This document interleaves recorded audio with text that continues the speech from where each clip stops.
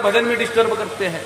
और बतलाए ना, मीराबाई हुई, वो जब भगवत भजन करना चालू की तो परिवार बैरी बन गया, क्योंकि भक्तों को लगता है कि ये दुनिया खराब है, ये दुनिया में कुछ नहीं है, निस्सार है। इसलिए तो कहते हैं जगत कहे भगत पगला और भगत कहे जगत पगला। प्रियव्रत क्या किया, घर छोड़ दिया और घर छोड़ करके चला गया गंधमादन पर्वत में। और गंधमादन पर्वत में जब गए तो वहां पर उनको एक सत्संगी मिल गया। कौन मिला? श्रीमन नारायण नारायण नारायण, श्रीमन नारायण नारायण नारायण, श्रीमन नारायण नारायण नारायण, नारायण नारायण नारायण, लक्ष्मी नारायण नारायण नारायण, लक्ष्मी नारायण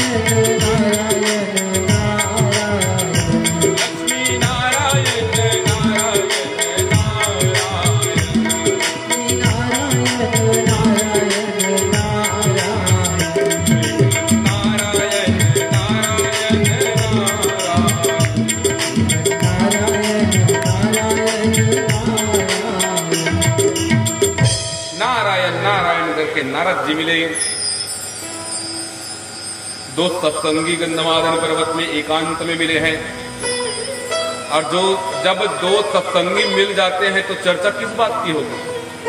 भैया कहते हैं दो किसान अगर मिल जाए तो अपने फसल के नफा नुकसान को लेकर के, किसानी बात को लेकर के चर्चा करने बैठ जाते हैं। और दो राजनीति वाले अगर नेता मिल जाए तो राजनीति की बात करेंगे। भैया आपके क्षेत्र में किसका जोर है, हाथ है कि फूल है? और जब दो सत्संगी मिल जाए तो दुनियादारी की बात नहीं करेंगे, बस भगवत भजन करेंगे, भगवान की बात करेंगे, शास्त्र की चर्चा करेंगे। यह नारद जी मिले हैं। और कौन मिले? प्रियव्रत, एक भक्त है।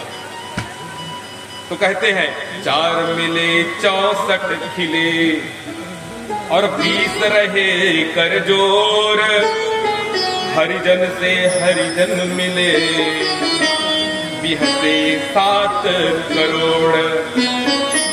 4 मिले 64 खिले। दो सत्संगी जब मिलते तो क्या होता है? 4 मिले, 2 आंखें एक भक्त की, 2 आंखें एक भक्त की, कितने हुए? 64 खिले। 32 दांत एक भक्त के, 32 दांत दूसरे भक्त के। तो कैसे आप लोग का 32 दांत है कि नहीं भैया? अकल की दाढ़ आ गई होगी तो 32 दांत होंगे, और नहीं तो जय जय सिया राम। 4 मिले 64 खिले और कहे 20 रहे कर जो। ये 10 और सामने वाला का 10, 20 रहे कर दो। दोनों सत्संगी हाथ जोड़े खड़े। और हरिजन से हरिजन मिले और कहे 20 से 7 करोड़। हमारे शास्त्रों ने देखा सनातन धर्म का कितना गौरवशाली, पूरा हिसाब किताब डाटा एकदम फिट रखते हैं। सनातन धर्म में कहा गया, हमारे शास्त्र ने कहा क्या भैया, हमारे मानव शरीर में 3.5 करोड़ रोम छिद्र है, रोमकूप है। और जब 3.5 और 3.5 मिल जाएंगे तो कितने हो जाएंगे? 7 हो जाएंगे। उसी को कहे 20 से 7 करोड़। बस क्या, 2 सत्संगी मिले और सुंदर कथा चल रही है, कथा सुन रहे हैं, हरि का गान कर रहे हैं। इधर मनु महाराज परेशान हुए और मनु महाराज परेशान होकर के बालक को ढूंढे, नहीं मिला तो चले गए किनके पास में? अपने पिताजी के पास में, ब्रह्मा जी के पास में। अब ब्रह्मा जी के पास में जाकर के बोले कि अपने नाती को समझाओ, मिल नहीं रहे, धुन लगा था भगवान की। ढूंढते ढूंढते चले गए गंधमादन पर्वत में, जहां पर नारद जी और प्रियव्रत बैठे हुए हैं, हरि चर्चा हो रही है, हरि का गान हो रहा है। अब मनु महाराज और ब्रह्मा जी पहुंचे। दोनों संतों ने मतलब बालक ने और नारद जी ने प्रणाम किया। प्रणाम करने के बाद में ब्रह्मा जी समझा रहे हैं, बोले बेटा किसको खुश करना चाहते हो, चलो घर चल करके तुम्हें राजपाट करना है, राजपुत्र हो तुम। प्रियव्रत ने कहा कि मैं घर नहीं जा सकता, क्योंकि इस जीवन का सार मैं समझ चुका हूं। इस जीवन का सार तो केवल कथा है भगवान की, और तो सार है ही नहीं। ब्रह्मा जी बहुत समझाए और बहुत समझाने के बाद में एक ज्ञान दिया। बोले प्रियव्रत बेटा सुनो, तुम्हारे माता पिता कौन है? वेद भगवान कहते हैं मातृदेवो भवः पितृदेवो भवः। तुम्हारे माता पिता देवता है, तुम किस देवता को बना रहे हो? भगवान को प्रसन्न कर रहे हो। अरे भगवान तभी प्रसन्न होते हैं जब घर के माता पिता को आदर दोगे, प्रसन्न करोगे। राम जी ने भी तो यही किया, प्रातः काल उठ गए रघुनाथ। अरे माता पिता से बड़ा कोई हो सकता है क्या? मातृ पितृ धर्म को पहले निभाओ बेटा। उनके उपकार को, उनके ऋण को चुकाने का प्रयास करना चाहिए। ऋण तो चुका नहीं सकते हम। माता उंगली पकड़ करके जो चलना सिखाई है, स्तनपान कराई है, माता का ऋण कोई चुका सकते हैं क्या? नहीं चुका सकते। पिता कमा कमा करके अन्न खिलाए और पूरे जायदाद को खड़ा कर दिए और नाम लिख दिया लास्ट में किसका? अपने पुत्रों का, पुत्रियों का। उनका ऋण चुका सकते हैं क्या? नहीं चुकाया जा सकता। इसलिए कहते हैं क्या? माता पिता गुरु प्रभु चरणों में प्रणवत बारंबार कि हम पर किया बड़ा उपकार, कि हम पर किया बड़ा उपकार। माता पिता गुरु प्रभु चरणों में प्रणवत बारंबार कि हम पर किया बड़ा उपकार, कि हम पर किया बड़ा उपकार।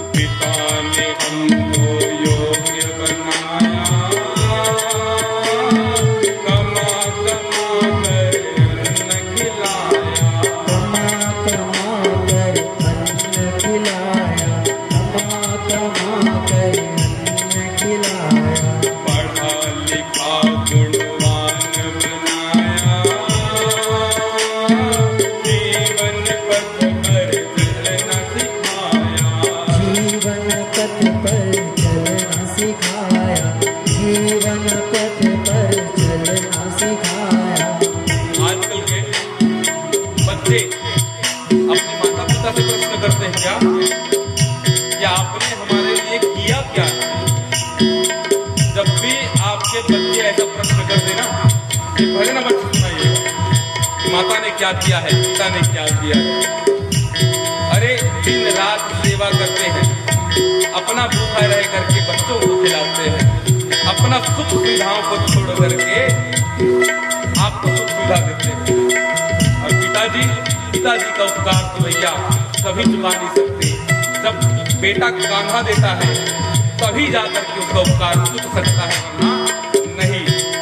क्या करते हैं पिताजी? आजकल के जितने भी बेटे बेटी हमको बताना चाहिए, जोड़े जोड़े अपनी संपत्ति का बना दिया हकदार कि हम पर किया बड़ा उपकार, कि हम पर किया बड़ा उपकार। माता पिता गुरु प्रभु चरणों में प्रणवत बारंबार कि हम पर किया बड़ा उपकार, कि हम पर किया बड़ा उपकार, कि हम पर किया बड़ा उपकार।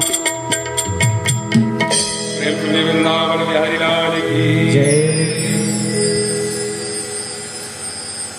मनु महाराज और ब्रह्मा जी प्रियव्रत को समझाए। प्रियव्रत आत्मा राम है, आत्मज्ञानी है, तुरंत समझ गया और समझ करके घर को चला गया। घर जाने के बाद में समयानुसार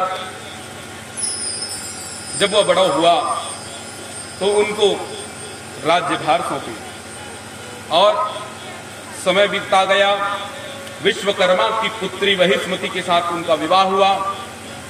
11 करोड़ दिव्य वर्ष उन्होंने राज किया और अपने पुण्य प्रताप से एक दिव्य रथ भी प्राप्त किया। पृथ्वी की 7 परिक्रमाएं की, 7 द्वीप को बना दिया। इस प्रकार से प्रियव्रत राजा की कथा भी भागवत में आती है। श्री सुखदेव जी महाराज आगे कथा सुना रहे हैं कि प्रियव्रत से अग्निद्र हुआ, अग्निद्र से नाभि आया, नाभि से ऋषभ देव जी आए और ऋषभ देव जी के 100 पुत्र हुए, जिनमें उनका एक बेटा हुआ भरत। और भरत चरित्र अब सुखदेव जी महाराज सुनाने लगे। कहे कि ऋषभ देव जी महाराज का बड़ा पुत्र है भरत, जिनको ऋषभ देव जी ने अजनाब खंड दिया और उस अजनाब खंड को आज हम लोग भारत वर्ष के नाम से जानते हैं। हमारा भारत वर्ष का नाम पड़ा है 3 भरत के ऊपर में। एक जो आप जड़ भरत के रूप में कथा सुनते हैं उनके नाम के ऊपर में, एक रामायण के जो भरत जी हुए उनकी, और तीसरा अभिज्ञान शकुंतलम जब आप पढ़ेंगे